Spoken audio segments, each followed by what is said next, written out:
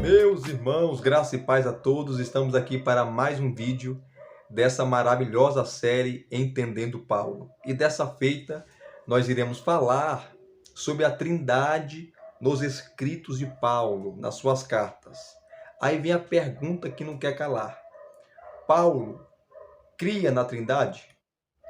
Paulo, ele era trinitariano? Aí você pode argumentar, Elias, isso é um absurdo. O conceito de trindade surgiu lá com Tertuliano. Tertuliano que inventou esse nome Trindade. Não tem na Bíblia esse nome. Depois vieram os 6 primeiros concílios ecumênicos. O primeiro grande concílio, o concílio de Nicéia, em 325. Depois veio o concílio de Constantinopla, em 381. Depois o concílio de Éfeso, em 431. Calcedônia, o quarto concílio, em 451. Aí, mais dois concílios em Constantinopla, o concílio de Constantinopla II e Constantinopla III.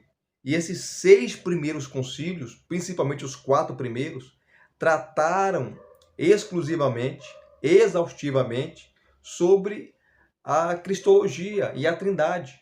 Se Jesus era Deus e não era Deus, a relação dele com o Pai, a relação dele com o Espírito Santo. Inclusive aqui no canal, lá no começo do canal, eu fiz uma série de vídeos sobre os 6 primeiros concílios ecumênicos, né? De Nicéia a Constantinopla III. Só que não foi os concílios que inventou, né, a Trindade, não foi Tertuliano, né, que deu o nome Trindade, não foi os pais da igreja, de maneira geral, que criou, né, esse termo Trindade. Claro que o nome Trindade você não vai encontrar na Bíblia. Assim como o nome, você não vai encontrar na Bíblia a palavra monoteísmo.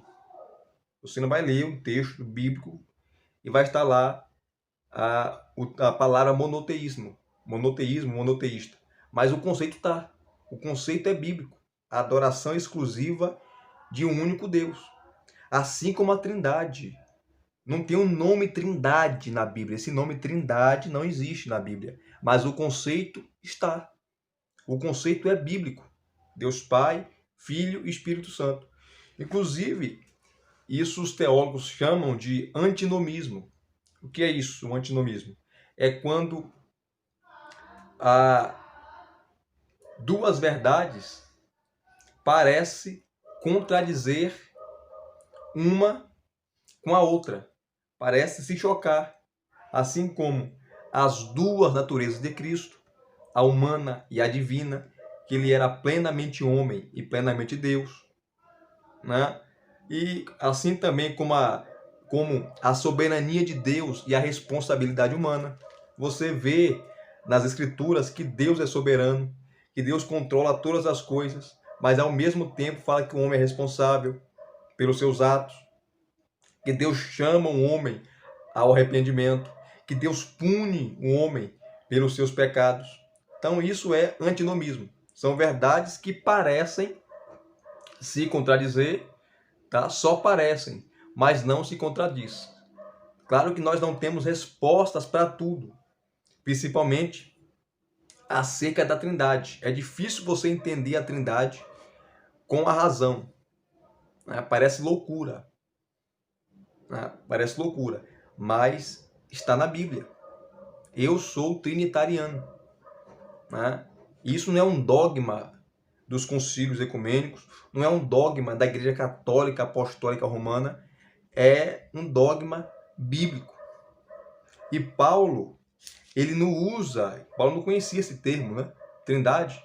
Mas se você estudar as cartas de Paulo, a carta aos Efésios, a carta aos Filipenses, a carta aos Colossenses, essas 3 cartas, né? A carta de 1 Coríntios, você vai ver que o conceito está lá, né? Porque Paulo entendia, principalmente quando você lê o capítulo 1 da carta de Paulo aos Colossenses, quando ele vai falar que Jesus Cristo é o Senhor de todas as coisas, ele vai falar que Jesus Cristo estava na criação com o Pai. Ele foi o criador também de todas as coisas. Jesus não é criado, ele foi gerado. Há uma diferença de criar e gerar. A filiação dele é eterna. Ele é o Filho eterno do Pai. Jesus não é o Pai não é o Filho não é o Espírito Santo não é nem o Filho, nem o Pai. Essa distinção é clara nas Escrituras. Né? Porém, você vê, né, na Bíblia o Filho com os atributos da divindade que o Pai possui. Você vê o Espírito Santo, a mesma coisa. Né? Paulo vai falar em 1 Coríntios capítulo 2 que o Espírito Santo ele penetra as profundezas de Deus e conhece tudo do ser de Deus. Ora, se o Espírito penetra até as profundezas de Deus, o Pai, automaticamente ele é onisciente, ele é onipresente, ele é onipotente, assim também como o Filho. Assim também como o Filho. Isto está nas cartas de Paulo. E eu quero citar aqui para você texto conhecido. Poderia ficar aqui citando, né, vários textos nas cartas de Paulo, mas eu vou citar dois textos principais, né, e são textos trinitários. Lembrando que você tem que pegar o conceito todo, né? Pai, Filho e Espírito Santo. Não só citar textos que falam só do Pai e do Filho, né, mas textos que falam ali, que estão ali a Trindade, o Deus Pai, Filho e Espírito Santo. E um texto clássico nas cartas de Paulo, que prova esse conceito, que é o conceito bíblico, tá? Que Paulo tinha em mente, é o capítulo 1 de Efésios, principalmente dos versículos 3 a 14, né? Que nós podemos chamar aqui de o cântico da redenção. Porque no grego, quando você vai ler, praticamente é um cântico, é um louvor que Paulo está entoando, que Paulo está louvando, que Paulo está magnificando o nome do Eterno. Veja só os versículos 3 a 6 da carta aos Efésios, que Paulo vai falar das bênçãos do Deus Pai. Bendito seja o Deus e Pai de nosso Senhor Jesus Cristo. Veja que a filiação do Filho é eterna. Ele é o Filho eterno do Pai, né? Que foi gerado do Pai, não criado. Jesus não é um Deus menor. Jesus não é um Deus subordinado, como ensinava Ário. Né? Mas Jesus, ele tem a mesma essência do Pai. Ele é eterno. Ele é poderoso. Ele é absoluto. Ele é criador. Lembrando que, lá em Nicéia, no primeiro concílio ecumênico, né, que tratou sobre aquela controvérsia ariana de Ário, o presbítero Ário de Alexandria, muito sagaz, né, que disputou ali, começou a brigar com o bispo Primácio de Alexandria, o seu bispo, que era Alexandre, sobre o Filho de Deus, Cristo, que para Ário ele não era Deus, tá? E ele foi criado e a partir disso ele começou a auxiliar o Pai, né? E teve aquela grande controvérsia, causando ali o primeiro grande concílio ecumênico, concílio de Nicéia, em 325. E os bispos da igreja, né, eles usaram a palavra que é cabível, que é a palavra homoousios. Homoousios, que significa da mesma essência, da mesma substância. Que o Filho tem a mesma substância do Pai. Que o Filho tem a mesma substância, ou a mesma essência do Pai.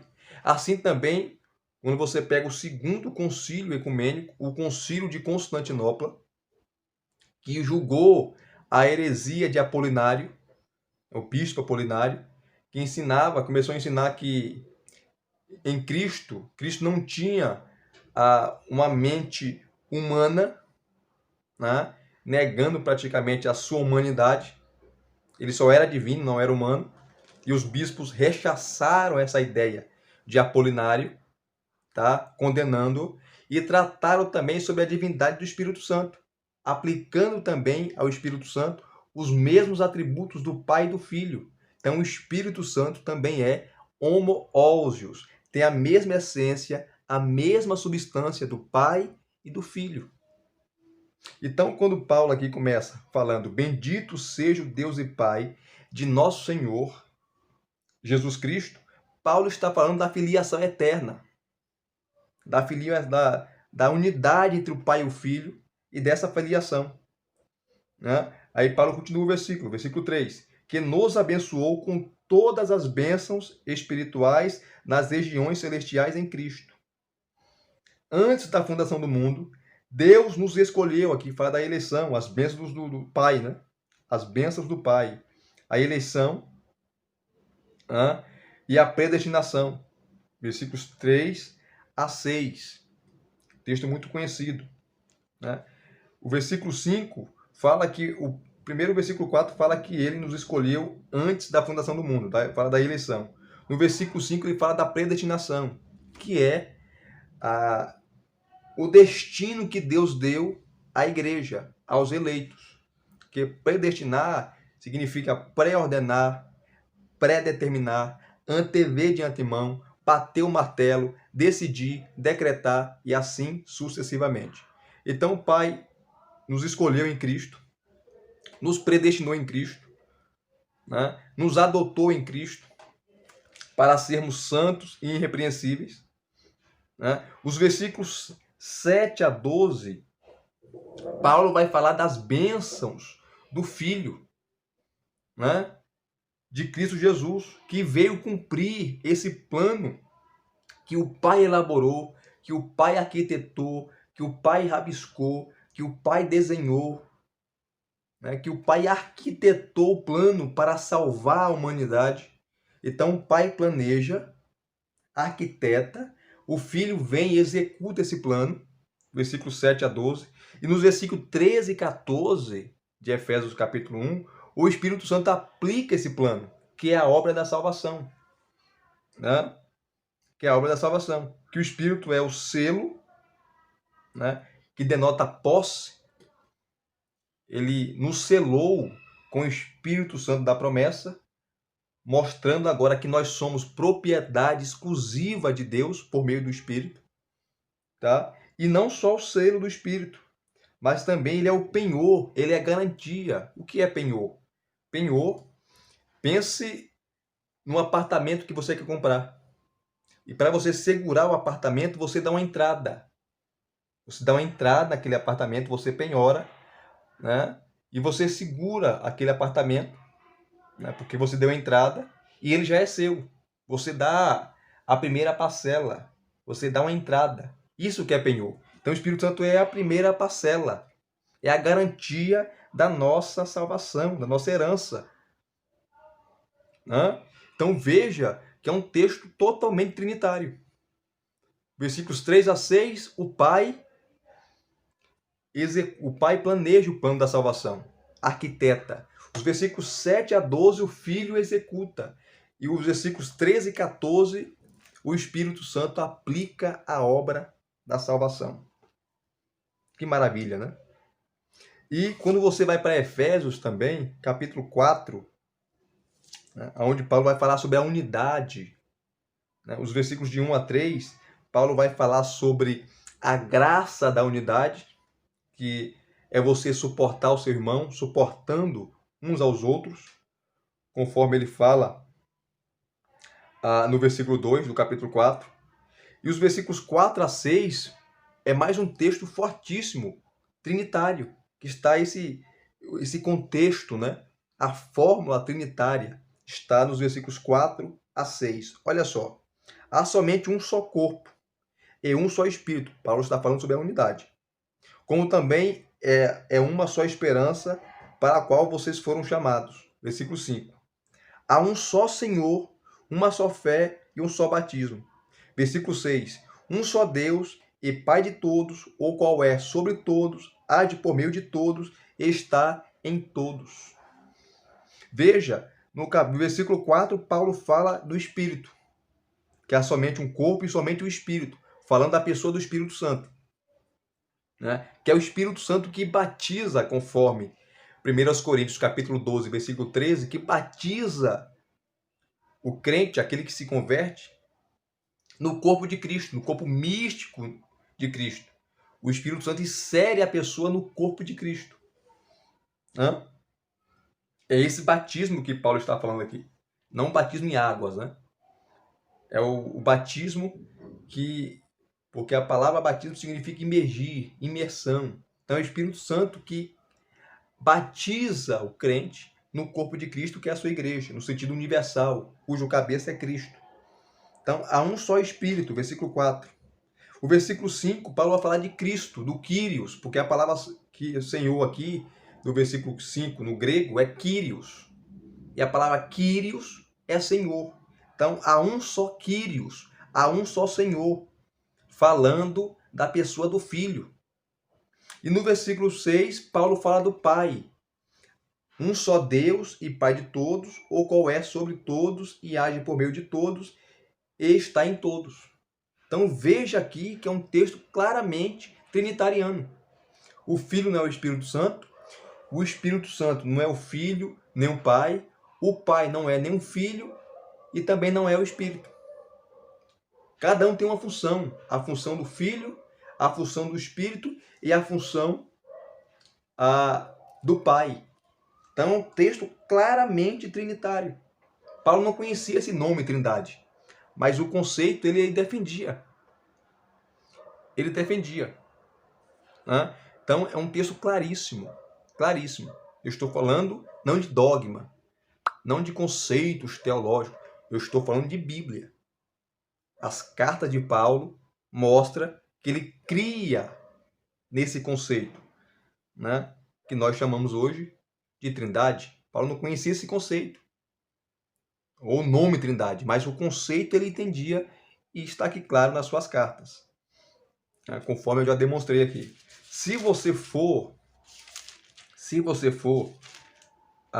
como eu citei já, 1 Coríntios, né? Capítulo 2, que é principalmente o versículo 9, que é um versículo muito deturpado, que quando Paulo fala que as coisas que o homem não viu, que nem os olhos viram, nem os ouvidos ouviram, nem jamais penetrou em coração humano, o que Deus tem preparado para aqueles que o amam, que Paulo está falando aqui da sabedoria divina, né? Aí o versículo 10, Paulo fala assim: porém essas coisas que nem os olhos viram, nem os ouvidos ouviram, nem jamais penetrou ao coração humano, tá? Paulo fala que Deus revelou essas coisas a nós, a igreja, por meio do Espírito. Olha só o versículo 10. Deus, porém, revelou isso a nós por meio do Espírito, porque o Espírito sonda todas as coisas, até mesmo as profundezas de Deus. Então o Espírito Santo conhece a mente de Deus por completo, os planos de Deus. Então, se o Espírito Santo conhece a mente de Deus, que é eterna, e as profundezas de Deus, do ser de Deus, então ele é Deus. Então ele é Deus. E assim Paulo continua falando. Então, fica claro nas cartas de Paulo, principalmente Colossenses, né? Efésios, primeira carta de Paulo aos Coríntios, que o conceito trinitário estava nas cartas de Paulo. Deixa eu pegar aqui Colossenses capítulo 1. Né? Tem aquele famoso texto também de Filipenses capítulo 2, do 5 ao 11, que era uma canção que a igreja de Filipos cantava, aquela canção, né? Que fala ali sobre a humilhação do Filho de Deus, texto muito conhecido. Eu não vou ler porque vocês conhecem, mas eu quero deixar aqui para encerrar esse vídeo a Colossenses capítulo 1. Colossenses capítulo 1, a partir do versículo 13, que Paulo começa a falar do Filho. Né? No versículo 15, Paulo vai falar que ele é a imagem de um Deus invisível, o primogênito de toda a criação, pois nele, Cristo, foram criadas todas as coisas, nos céus e sobre a terra, as visíveis e as invisíveis, tanto o mundo físico como o mundo espiritual. Sejam tronos, soberanias, principados, potestades, tudo foi criado por meio dele e para ele. Ele é antes de todas as coisas, falando de Cristo, falando da sua pré-existência. Nele tudo subsiste, né? Aí Paulo fala da igreja, que ele é o cabeça da igreja, e assim sucessivamente. Então, Paulo, ele era trinitariano. Se nós for usar esse termo, essa terminologia trindade, Paulo era trinitariano, né? Os textos paulinos deixam isso bem claro. Isso é um fato. O conceito é bíblico, não tem como negar. Amém? Se vocês gostaram de mais um vídeo dessa série, eu fui aqui mais simplório possível para não complicar, tá? Para vocês entenderem. Se vocês gostaram de mais um vídeo dessa série, deixe aqui nos seus comentários, tá? Se vocês gostaram, não gostaram, deixe o seu like, o seu joinha, se inscreva no canal se você ainda não é inscrito e acione o sininho, o sino, né? Depois que você se inscrever, acione o sininho para receber todas as notificações. Muito obrigado pelo carinho, pela sua atenção, pela sua honestidade, pela sua disponibilidade, né? Disponibilidade. Obrigado. Deus abençoe e divulgue esse canal para os seus amigos, para os seus colegas, para todos que gostam de bons materiais acadêmicos e teológicos. Graça e paz. Até os próximos vídeos.